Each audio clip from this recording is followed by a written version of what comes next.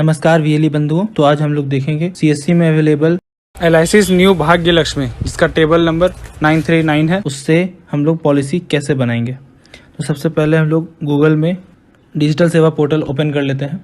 उसके बाद अपना सीएससी आईडी और पासवर्ड डालकर लॉगिन कर लेंगे। लॉगिन हो जाने के बाद इंश्योरेंस टैब पे क्लिक करेंगे, फिर लाइफ इंश्योरेंस में क्लिक करेंगे।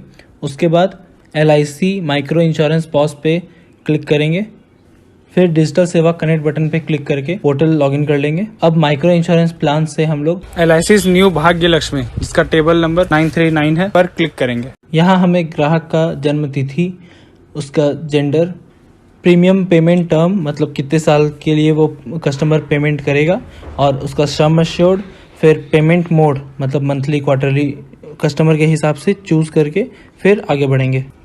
यहाँ हमें पॉलिसी में लगने वाला प्रीमियम दिखाएगा।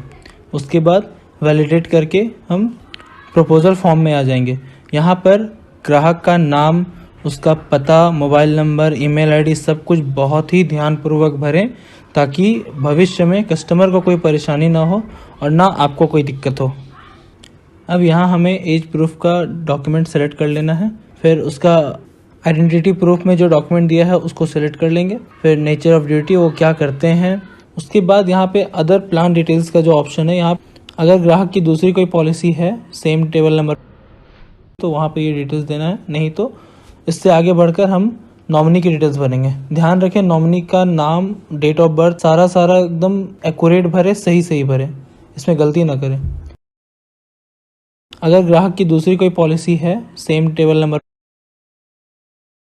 अब आते हैं हेल्थ डिटेल्स में।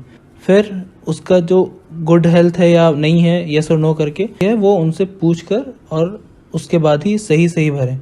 अगर गलत भरने से बाद में क्लेम में दिक्कत आ सकती है, जिसकी वजह से कस्टमर को दिक्कत हो सकता है। डिटेल्स के बाद अब है बैंक अकाउंट डिटेल्स।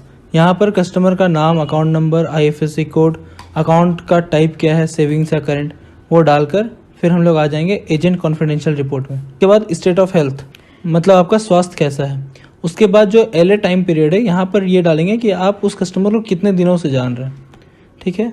उसके बाद कस्टमर का आइडेंटिफिकेशन मार्क, कोई एक मार्क होगा, वो कस्टमर का आइडेंटिफिकेशन मार्क यहाँ डालना है। फिर यहाँ पर कुछ क्वेश्चन दिया गया है जिसे आप अच्छे से पढ़ के ध्यानपूर्वक उसको भरें। इसके बाद टर्म्स एंड कंडीशन को एक्सेप्ट करके प्रोसीड कर दें। ये है प्रपोजल व्यू कॉलम।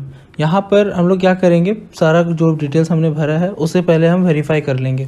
अगर कहीं पे कुछ अगर गड़बड़ है कि अगर हमने कुछ गलत टाइप कर दिया है या गलत क्वेश्चन का आंसर दे दिया है, तो हम यहाँ नीचे में एडिट में जा करके उसको एडिट कर सकते हैं। जैसा कि हमने सारा कुछ मिला लिया है, तो हम कंसेंट को एक्सेप्ट करके फिर यहाँ पे सबमिट कर देंगे। उसके बाद हम पे बटन पे क्लिक करके फिर सीएससी वॉलेट से अपना पेमेंट कर लेंगे। पेमेंट करने के बाद ये हमें प्रपोजल फॉर्म पेज पे ले आएगा।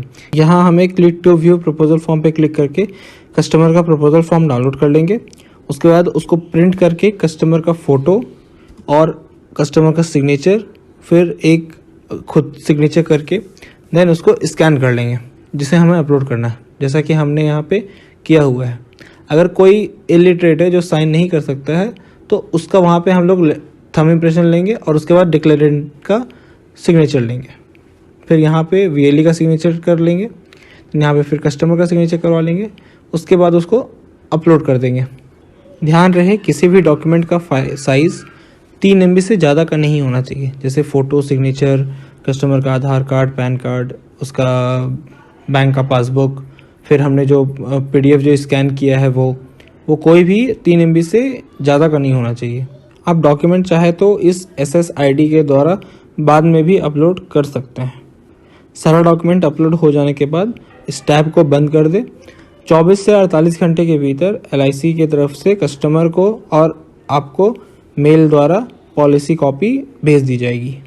डॉक्यूमेंट अपलोड करने के बाद पॉलिसी का स्टेटस जानने के लिए इस SSID के द्वारा चेक पॉलिसी स्टेटस पर जाएं।